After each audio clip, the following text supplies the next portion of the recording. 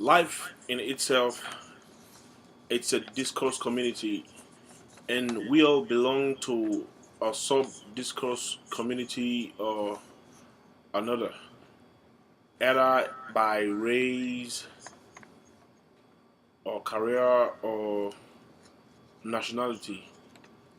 Okay, this brings me to the purpose of my speech today, and I'll be using America and Nigeria as two discourse communities. These are two countries I've lived in. Okay, I'll say before I came here, I lived in Nigeria. I was born there, and we have like up to about 750 different languages in Nigeria. So if you're born there, you have to be know how to speak that language. Then we have what we call the pidgin English or broken English. Then we have English. We learn English from school, so that's how we communicate. But when I got over here, I found out it was a little bit different. You know, everybody spoke the same language, English, and you know, you have to know how to speak the language to be able to communicate effectively.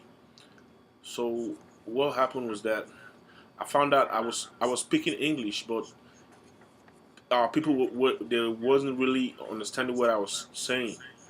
Then I said, okay, what's the problem? Then I found out it was my accent. It wasn't what I said, but how I said it.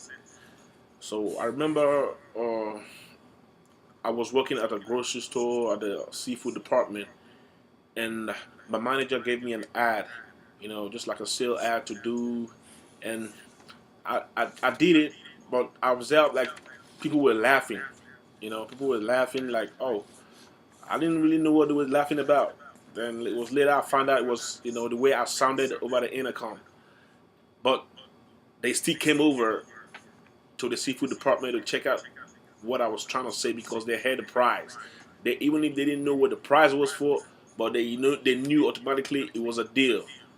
Uh, with that being said, I found out the language, the English language, was spoken differently over here. So it was kind of hard at first, communicating, going to the store, having to repeat myself like two, three times before they know what I was trying to buy, and a whole lot of different scenarios like that. I go out, okay, I tell someone this is what I want to do. They don't understand me.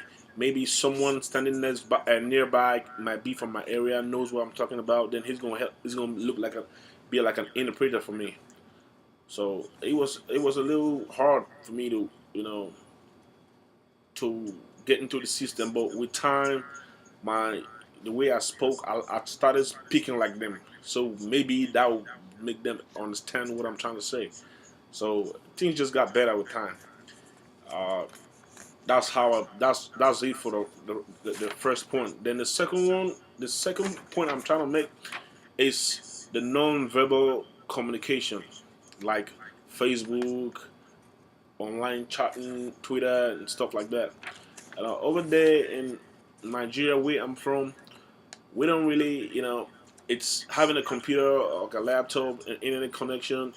It's gonna cost you a lot of money, to have all that. But over here, it's just you get it for free most of the time for cheap. So over here, it's like you just see. I'll give you an example. Somebody comes from work, they just go online, start chatting, but you know they have like 600 friends, whereby in real life they only have like two friends. You know, but back there in Nigeria, you still have that one-on-one communication is still a big deal. People still talk to each other because you don't have a computer or laptop, internet connection. What you gonna do? You can't be by yourself. You have to. There has to be someone you want to talk to. So there's still these, much of one-on-one communications. Your friends still mean much to you. So what I'm trying to say is that the communication aspects, non-verbal communication, is much more advanced over here. There's more people into it over here than in Nigeria. So it has its advantages and it has also has the disadvantages. So in conclusion, I'll say communication differs between various discourse communities, and the ability to code switch or move between these various discourse community is a gift in itself. That's my speech. Thank you.